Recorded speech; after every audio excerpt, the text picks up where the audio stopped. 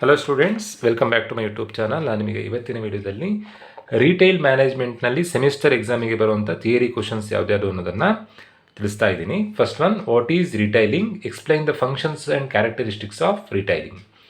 Next, explain the types of retailing. Explain the impact of information technology in retailing. Explain non store retailing ಅಥವಾ ಈ retailing ಅಂತ ಬೇಕಾದರೂ ಕೇಳ್ಬೋದು. Next, explain retail marketing mix. So retail marketing mix ಅಂತ ಕೇಳೋ ಬದಲು explain the product mix, pricing mix, place mix, promotion mix ಯಾವ್ದು ಬೇಕಾದರೂ ಕೇಳ್ಬೋದು. ರಿಟೇಲ್ ಮಾರ್ಕೆಟಿಂಗ್ ಮಿಕ್ಸ್ ಅಂದರೆ ಬರುವಂಥದ್ದೇ product, pricing, place, promotion. 4Ps ಅಂತ ಕರಿತೀವಿ ಇದನ್ನು. Next, what is consumer behaviour? Explain the consumer buying decision process. Next, explain the retail planning process. Explain the factors influencing pricing decisions. Explain the performance appraisal methods of employees in retailing. What is supply chain management? Explain its principles. Next, explain the factors influencing location of the store. Next, explain the wheels of retailing theory with suitable remedies. Next, write a note on category management, inventory management, stores designing, space planning.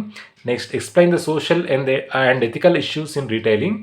Next, explain the influence of group and individual factors in buying decision of the consumer. So ಇವಿಷ್ಟಕ್ಕೆ ನೀವು ಆನ್ಸರನ್ನು find out ಮಾಡಿಕೊಂಡ್ರೆ ಈಸಿಯಾಗಿ ನೀವು ಎಕ್ಸಾಮ್ನನ್ನು attend ಮಾಡ್ಬೋದು. ಆದಷ್ಟು ನೀವು ಬರೆಯುವಂಥ ಆನ್ಸರ್ನ point wise ಬರೀರಿ, ಪ್ಯಾರಾಗ್ರಾಫ್ ವೈಸ್ ಬರೀಲಿಕ್ಕೆ ಹೋಗ್ಬಿಡಿ. ಆದಷ್ಟು ಪಾಯಿಂಟ್ ವೈಸ್ ಬರೀರಿ.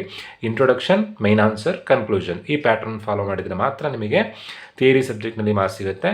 ಫಸ್ಟ್ ನೋಡಿ, ವಾಟ್ ಈಸ್ ರಿಟೈಲಿಂಗ್. ಫಸ್ಟು ಇಂಟ್ರೊಡಕ್ಷನ್ ಅಂತ ಬರೆದು ರಿಟೈಲಿಂಗ್ ಬಗ್ಗೆ ನಿಮಗೆ ಏನೇನು ಗೊತ್ತಿದೆಯೋ ಅದಷ್ಟನ್ನು ಬರೀಬೇಕು.